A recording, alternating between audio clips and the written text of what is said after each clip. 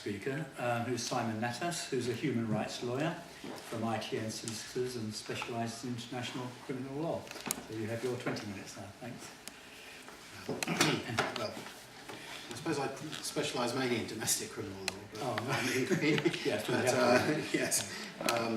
But, I'm certainly interested in international criminal law and the way in which issues about legality relating to the occupation can affect law in this country, and that's I suppose what we're looking at here to a significant extent.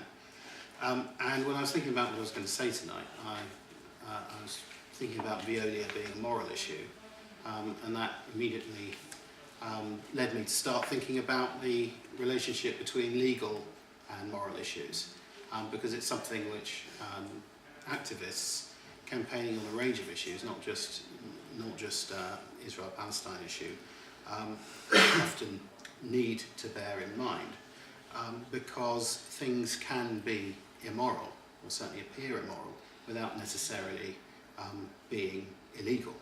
And things can be legal and be deeply immoral. And there is a tendency quite often to say that because something is associated with the illegality of the occupation, then it must necessarily itself be illegal, and that doesn't always follow. So it's important to have a legal framework when one thinks about these issues, so we know that when we make an assertion about something being illegal, there is an argument to back that up. So that's what I was thinking about in relation to Veolia. And here what we're really talking about is potential illegality arising from corporate activity in the occupied territories. So the starting point obviously is the illegality of the occupation, and as I'm sure almost everybody here well understands, the occupation is seen as being illegal under just about every tenet of international law. From the UN Charter, UN Security Council resolutions ordering Israel to vacate the OPT, and many international legal rulings culminating in the International Court of Justice ruling in 2004 on the legality of the wall. And it's not just the illegal acquisition of territory, it's also the repression of the inalienable right of the Palestinian people to self-determination, which is an inalienable and universally recognised right. Now, because the territory that Israel occupied in 1967 is not considered to be part of Israel, in international law it's considered to be territory under belligerent occupation. And that means that pursuant to the Fourth Geneva Convention, to which Israel is a high contracting party, as of course is the United Kingdom, it is subject to laws which protect civilians. And those are the laws and regulations set out in the Fourth Geneva Convention and in the additional protocol to the Fourth Geneva Convention of 1977, and also the Hague Conventions, which date back to 1907. And Israel is recognised as being bound by all these conventions. And they set out rules which, if the occupying state breaks them, gives rise potentially to criminal liability. And the two that are most relevant in relation to the subject we're talking about today are Article 49.6, which again people will be very familiar with, which forbids the transfer of citizens from an occupying power into territory under belligerent occupation. Article 53 of the Geneva Conventions prevents destruction of real or personal property, and that can be a grave breach under Article 147 if it's extensive, amounts to extensive appropriation or destruction. So both Article 49.6 and breaches under Article 147 are regarded as grave breaches which give rise to criminal liability. So one can see that insofar as Israel breaches these regulations, there's potential criminal liability on the part of officials, be they military or civilian, who have proved to have responsibility for them. So that's the position. Under Article 146, every hire contracting party to the Convention has a duty to suppress breaches of the Convention, and that's what gives rise to universal jurisdiction, which again most people here are probably aware of. The right and indeed responsibility for signatories to the Convention to prosecute and repress breach of the Convention wherever they're committed in the world. So that's the basic legal structure governing what goes on in the occupied Palestinian territories. Now, we've already heard from Michael a very eloquent explication of what Veolia is doing in relation to the occupation. We've got these three main areas, the most important of which I'd suggest is the Jerusalem Light Railway. The problem with the railway is really all about geography. It's about connecting up Israeli West Jerusalem with illegal settlements in the occupied West Bank.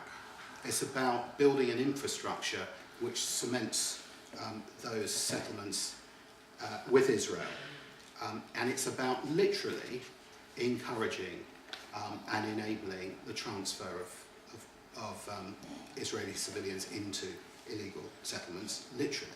I mean, it's more difficult to imagine a more literal example than building a railway which actually transfers people from West Jerusalem into a settlement in the occupied West Bank. But it's much, much wider than that, because it's also about tying settlements in the West Bank up with Israel, and it goes hand in hand with the construction of the wall, which is designed to carve up territory from the West Bank, and the expansion of settlements themselves. So you've got the building of the wall, the expansion of the settlements, and the construction of transport infrastructure, roads, and this light railway, connecting them all up together. And it's something which the International Court recognised in their judgment on the wall. They called it the policy of de facto annexation. And they said it's that policy of de facto annexation which breaches Article 49.6, and they saw as a clear breach of Article 49.6, which we know is a grave breach of the Geneva Conventions. I think what throws this into the starkest relief, the role of the Jerusalem Light Railway in this particular project, is a UN General Assembly resolution in April 2010, which I'm going to try and dig it out here. I'm not sure where it is, but it looked specifically at this policy of de facto annexation, and it looked at various aspects of settlement policy, and it went through them one by one, expressing grave concerns about the expansion of settlements, bearing in mind the structure of international law, the Geneva Conventions, and grave breaches under Article 49.6. So it expressed grave concerns about the expansion of settlements. It deplored recent Israeli announcements of construction of new housing units for Israeli settlers in occupied East Jerusalem as undermining the peace process. It condemned the new Israeli announcement on the construction of 120 new housing units in the Beitar elite settlement and 1,600 new units for settlers in the East Jerusalem neighbourhood of Ramat Shlomo. So it looked at particular announcements of housing, and it went on to look at other housing projects and condemn them. And in this context, it specifically criticised the Israeli decision to establish and operate a tramway between West Jerusalem and the Israeli settlement of Pisgat Ze'ev, which they said was in clear violation of international law and relevant United Nations resolutions. So that, I think, is a very, very clear explanation of what is wrong in international law terms with this light railway. And bear in mind that this is a light railway which Veolia clearly is deeply complicit in both constructing and operating.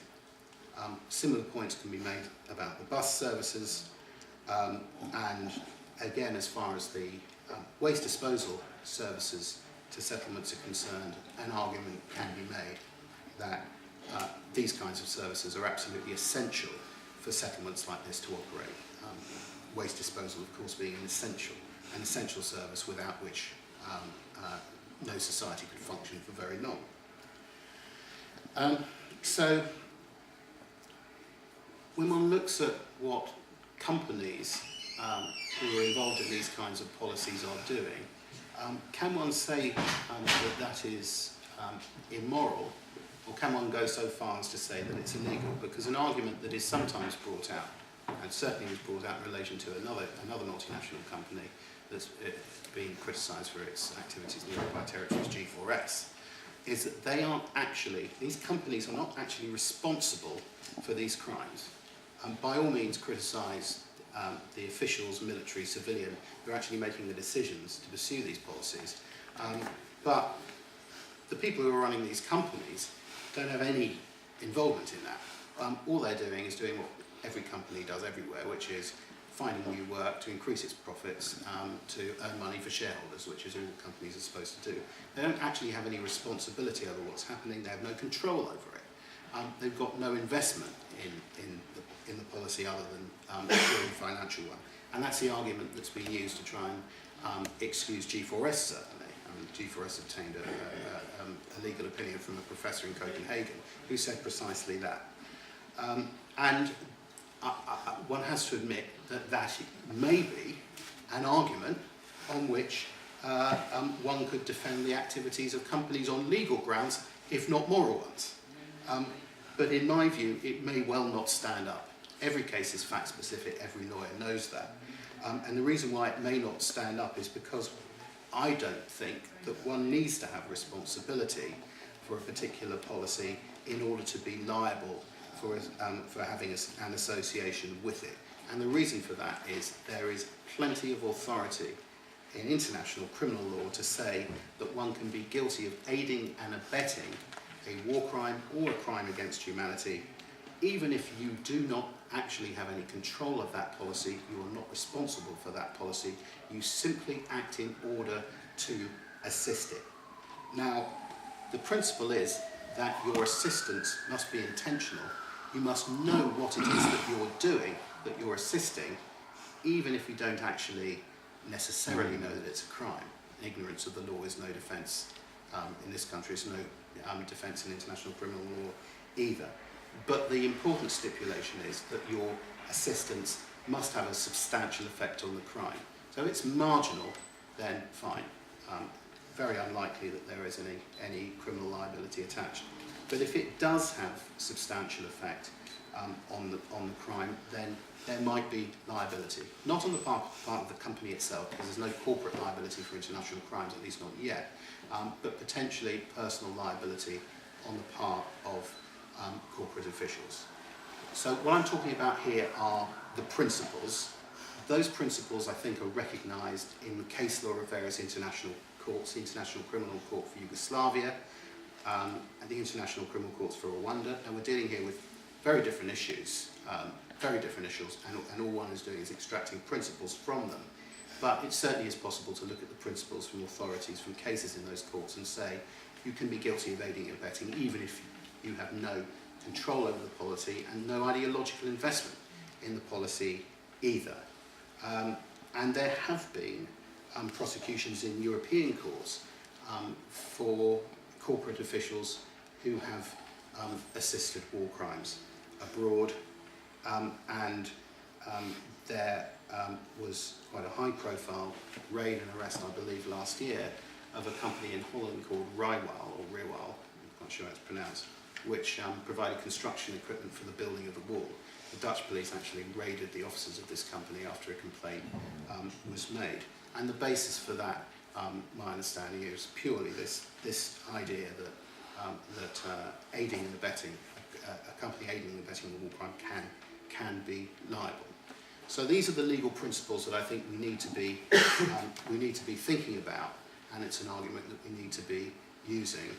As I say, they are fact specific.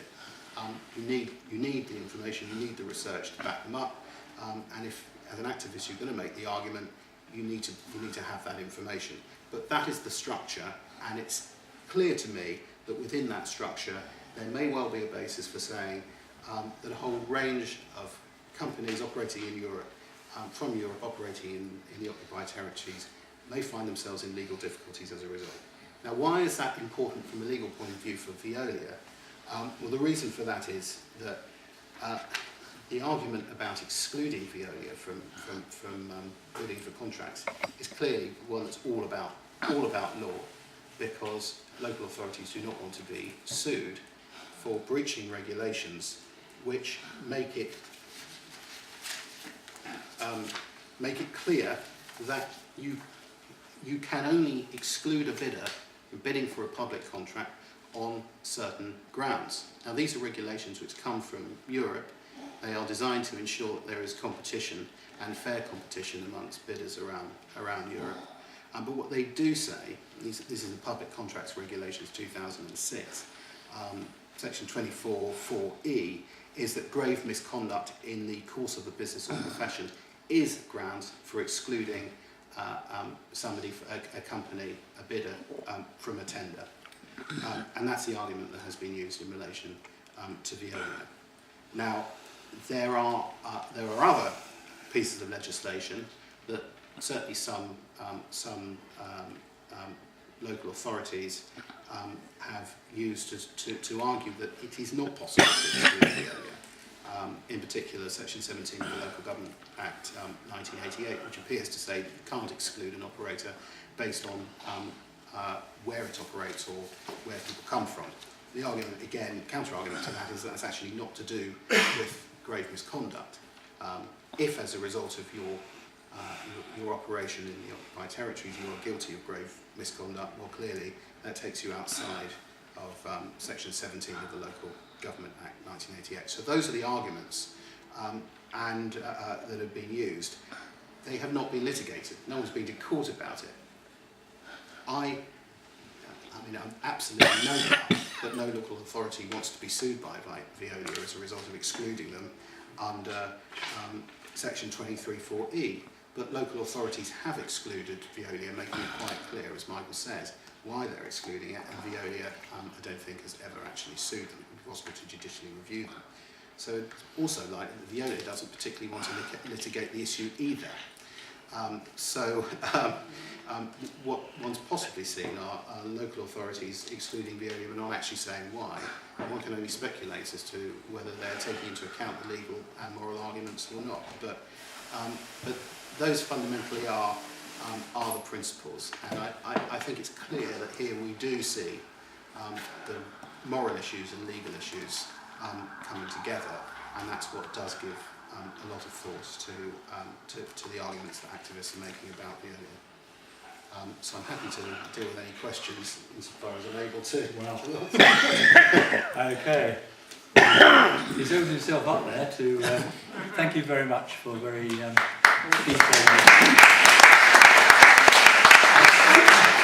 and very clear exposition. So any questions from anybody? I'll give priority to people who haven't spoken yet, and particularly to women, I think, because all these men in front here.